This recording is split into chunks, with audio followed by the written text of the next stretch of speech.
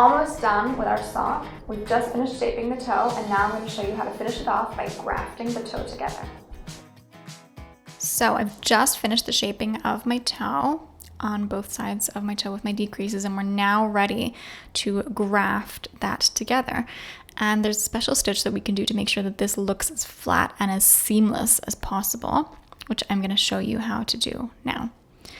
So we need to make sure that we have we're just going to cut our yarn actually first before we do that. Just going to cut our yarn off and make sure that we have the same number of stitches on both needles, which should be 16 on both needles, so 32 in total, because that's the number of decreases we did.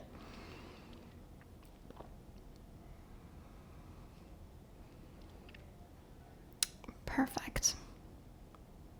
So I'm now going to take a blunt darning needle and I'm going to thread my yarn through that needle.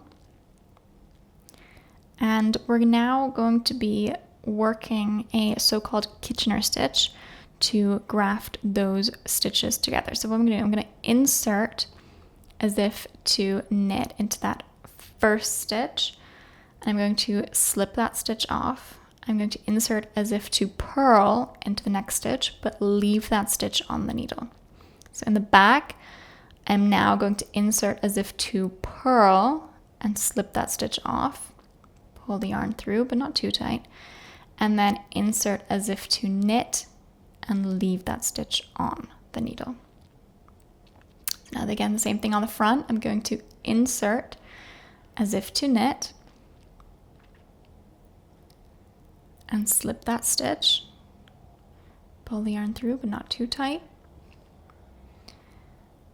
And I'm going to insert as if to purl, but again, leave that stitch on the needle. On the back, I'm going to insert as if to purl and slip that stitch off.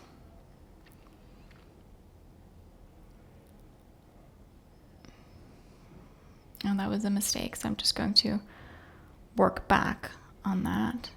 Just a second, I'm going to take that yarn out again. I'm going to redo that because that was a mistake.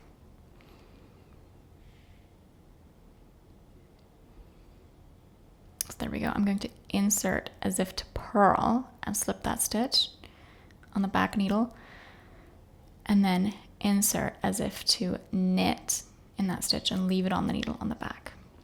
To the front, insert as if to knit and slip,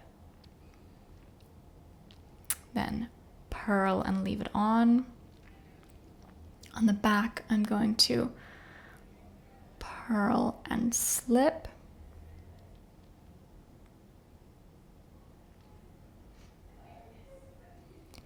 and knit and leave on. On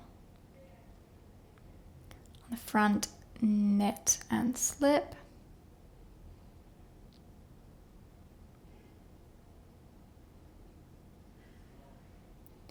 and purl and leave on. And then we're on the back again, purl and slip,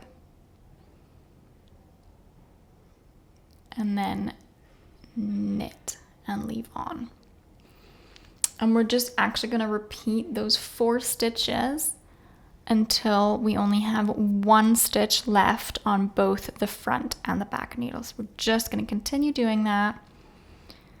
I'm going to purl in the back and slip. I'm going to knit and leave on in the back. I'm just going to do that till the end.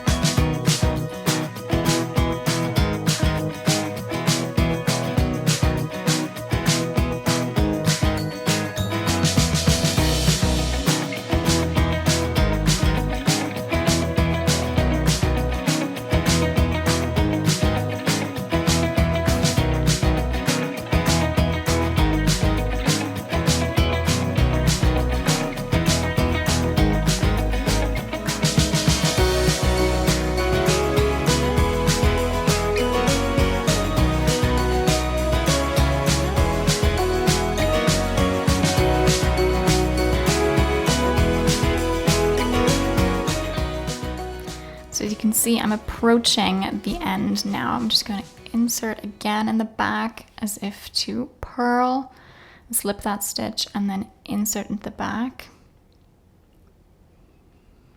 And I've only got one stitch left on the front and the left. I'm going to treat them exactly the same as I have done before. So I'm just going to purl that stitch, and I'm going to knit that back stitch and slip both of those off the needle. So there we go. We've grafted those stitches together, but because we didn't really pull them very tightly, they're just a little bit loose, and we're going to pull that tightly. Now I'm going to slip my hand into my sock now so I get a better grip of it. And I'm just going to insert my darning needle into those loops of the stitches that I've made one by one. So here you can see, and I'm just going to pull those tight so that I make sure that I really have a seamless and flat connection between the front and the back stitches of my toe. So I'm just going to do that all the way until the end. Just keep inserting my darning needle into those loops and pulling those tightly, but not too tight, but just make sure that it's kind of tight enough so that it kind of blends in seamlessly with your work. Just going to do that all the way to the end.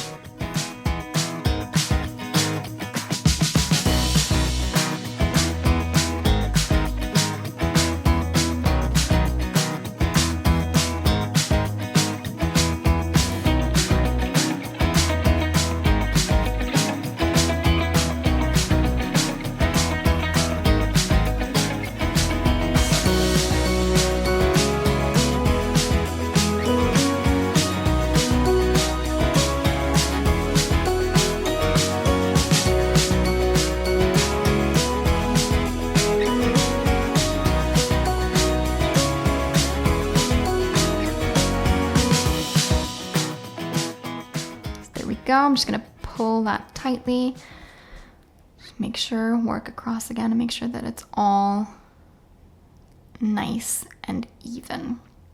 There we go. So now I'm just going to insert my needle through the top and grab that with my hand inside my sock and pull that needle through my sock so that I can make sure that I can weave in my end here on the toe of my sock. So I'm just going to weave in that loose end in the inside of my sock into any of the loops. You can choose whatever's comfortable, whatever works.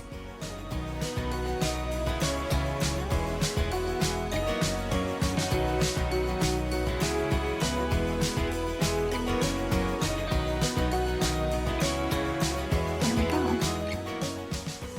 And then I can snip off that end after I've woven that in, and that is my completed sock. So I still have some loose ends to weave in, but that's it. This is my pair of socks.